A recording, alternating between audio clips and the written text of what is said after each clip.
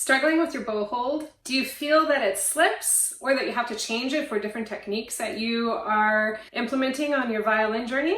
Well, I've got you covered. In this video, I'm going to be talking about what is a balanced bow hold and why is it so important. Plus, the bow hold that I teach and that I personally use is the bow hold that works for all technique. This is the foundational bow hold for everything in your violin journey. As long as you understand the balance of the bow hold, you are set for life.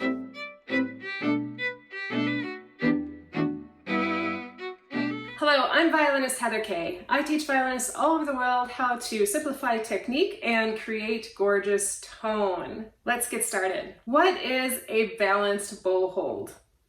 A balanced bow hold is when we are completely centered on the two middle fingers. So your middle finger and your ring finger. Your thumb sits nicely, what I call half stick, half frog, and it's really your fulcrum point of your bow hold.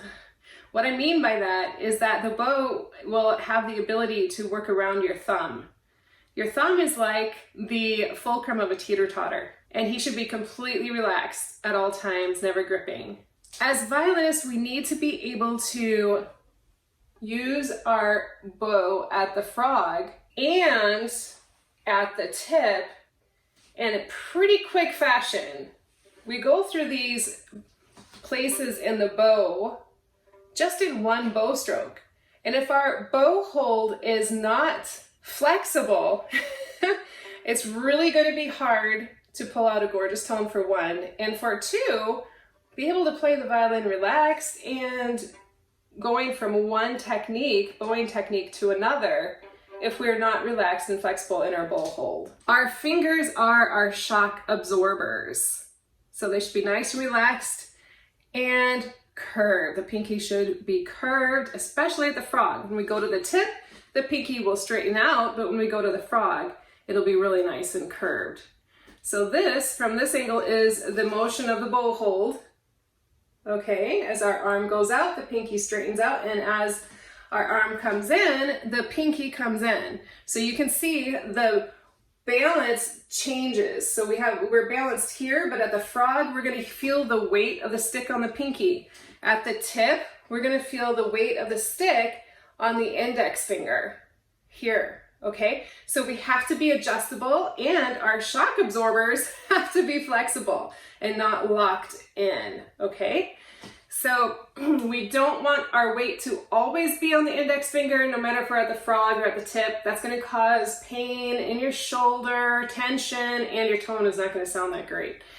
We also don't want the weight to always be on the pinky. I've actually never had a violinist come to me that had all the weight on the pinky. This is the place that we've always had to work out, is to make sure that you feel comfortable at the frog. I do have a blog post over at Online Violin Education on specifically how to become a frog lover, and I'll put that in the description below so you can check that out. So let's see this bow hold in action. Okay, so these are two triple stops that I'm playing, and here at the frog, you see I have my pinky nice and curved. These guys are all really nice and flexible. The thumb is sitting in his spot. He's the fulcrum. And my elbow level is here on the A and the E string, because eventually I'm going to be there on the A and the E string, right? And then on the up bow, you see, look at this, the weight is here on the index finger. The pinky is just hanging out. And then when we come here to the frog, you see the change as the pinky is now more curved. So I'll just show you on a simple open G string from frog to tip. Here at the frog, completely curved pinky, relaxed elbow, relaxed shoulder. Now what happens with a bow hold is I pull to the tip.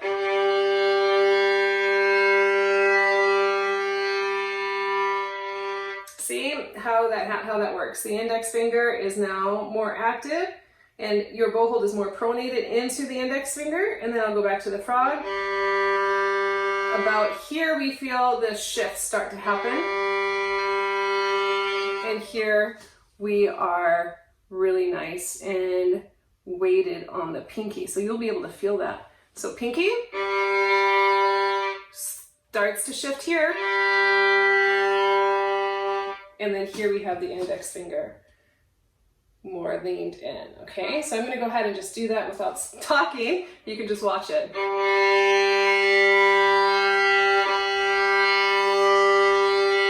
Okay, so when we get to the frog, our pinky is nice and curved.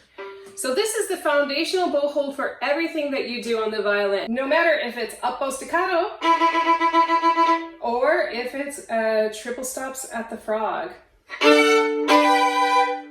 This is the same bow hold. What changes is just the weight, where it is weighted, and the rolls of the fingers in each different technique. But the bow hold does not change ever. This is your solid foundational bow hold for all technique. So you may ask, well, okay, Heather, that's great, but how do I practice it? How do I implement that into my violin journey?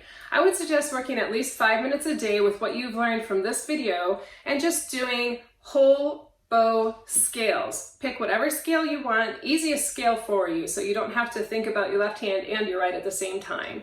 And you could even do repeated whole bows on single notes. So you could do a G major scale with 2 whole bows per note.